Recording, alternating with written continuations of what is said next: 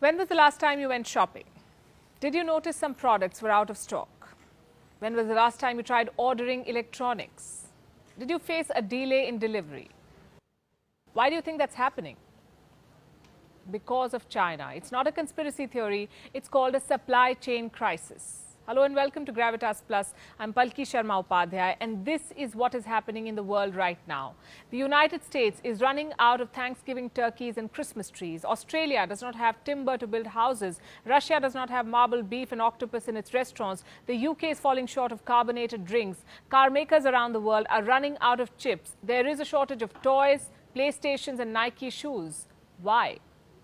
The problem started in China in the year 2020. The Wuhan virus spread through the country. Factories are forced to close. As early as February 2020, Harvard Business Review was predicting a mayhem. It said the most vulnerable companies are those that rely heavily or solely on factories in China. Well, turns out most companies do. You see, China produces 28.7% of the world's goods. It exports goods worth $2.6 trillion every year. From toys to cell phones to laptops, makeup, bridal gowns, China makes all of them. It has cheap labor, it has low taxes. So companies invariably outsource manufacturing to China. It is called the world's factory. But in 2020, China's factories shut down. It could not supply goods to its customers, who had just enough stock to last 15 to 30 days. Then they fell short of supplies.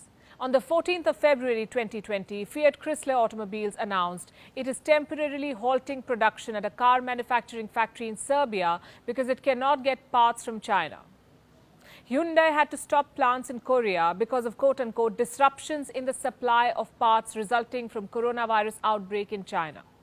This virus soon spread, overwhelming one country after another. Factory workers became sick or had to quarantine. Production came to a halt. What happened next? A global supply chain crisis. And to understand this crisis, we must understand what a supply chain is. A supply chain is a network that helps in getting a product from point A to point B. So point A is the factory, the place where the product is made. Point B is the retailer, the place from where you buy the product. Now, getting a product from point A to point B sounds simple. It's not. Take your iPhone, for example. Where do you think it's made? China? Well, yes, it says it's made in China, but China is just one stop along the process. Your iPhone is basically assembled in China. Its parts, the parts that China assembles, come from around the world. 43 countries to be specific. So you could say your iPhone is made in 43 countries. The chips come from Taiwan, the DRAM comes from South Korea, the boxes your phones come in are from the Czech Republic. And you'll be surprised to learn that Apple does not even oversee this manufacturing process. Foxconn does. In short, a supply chain involves multiple players, tens of thousands of workers, several countries, multiple modes of transport. So one delay in one of the points on this chart, like a strike in the Czech Republic, can take the entire supply chain off course by days or months. Now, what happens if there is a crisis at several points of the supply chain? Say in Taiwan, factories are closed because of the Wuhan virus. South Korea's workers have been sent home due to a lockdown. In Czech Republic, truck drivers did not return to work. What happens then? The entire supply chain comes to a halt. It collapses. And this is exactly what was happening by mid-2020, going on to 2021. Demands were high, but supplies had stopped coming in. The United States ran out of ketchup. The United Kingdom ran out of milkshakes at McDonald's. Things got worse in the last few months when countries began reopening. People began going out again, making up for the year-long halt in shopping, checking things off their shopping list. They even began buying things that they wouldn't have bought had there not been work from home and social distancing, like on workstations, laptop tables, spare laptops, smartphones. Since the new normal needed people to spend more time indoors, they even began buying more homes and furniture to furnish those homes. While demand returned, supplies did not. Factories were still not working full scale. Not all workers had returned. Many remained unvaccinated. Many stranded on the wrong side of the border by closures. Transport workers were missing. So the market, you see, was not ready for this buying frenzy. The spike in demand first hit the shipping industry. 90% of the global trade happens via sea. The rise in demand led to the rise in the cost of shipping. It's simple economics. The more the demand, the more the price. Shipping prices rose 85.5% year on year, 85.5%. Consider the world's busiest route, China to US West Coast. The spot rate of last-minute bookings rose to $19,000. The average door-to-door shipping time for cargo went up by 70 days. And ports became overwhelmed with incoming vessels. As we speak, there are billions of dollars of goods stranded off the US coast, but there aren't enough resources to unload those supplies. With cargo containers stranded mid-sea, ports fell short of boxes. Who makes these boxes? The story comes back to China. It is October 2021, and the world needs more containers, but China's factories are closed again. In 2020, when the world needed masks and PPE kits, Chinese factories were closed because of the Wuhan virus.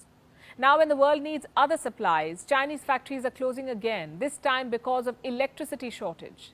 China is running out of coal stock, prices have skyrocketed, and power plants are reluctant to buy more coal, so power supply has stopped to factories. Estimates say at least 44% of China's industrial activity has been affected by power cuts. The world's factory has stopped working for the second time in 2 years. You see, cheap labor is good, low taxes are good for business too. But what global supply chains need is reliability. 19 years ago, China was hit by a SARS epidemic. Back then, China accounted for 4.3% of the world's GDP. When the Wuhan virus hit, China accounted for 16% of the global GDP. It had grown fourfold, placed itself at the center of numerous supply chains, and set the stage for a supply chain collapse. Now, as India prepares for Diwali, many parents may not be able to give their children a toy of their choice. America will not have enough Christmas trees to light this December. In the United Kingdom, stores have already warned customers that come Christmas, stocks will be limited and discounts bare minimum. Our supply chains are collapsing. And to be fair, China alone is not to be blamed for this. Lack of alternatives, lack of prediction and preparedness. The virus from China closed factories, but the world suffered because it had not invested in alternatives. The virus from China sent the UK's drivers and farm labourers packing, but Britain paid the price for over-reliance on European labour. The virus from China put American workers out of jobs, but America's botched-up unemployment benefits are keeping them from returning to work. Supplies are running out because ports are not prepared to handle increased traffic. Australia is not being able to build houses because it does not have alternative timber sources. China is the story's villain, but it's not the only one. Look at Russia. It is gloating as the United Kingdom runs out of fuel and Europe runs out of gas.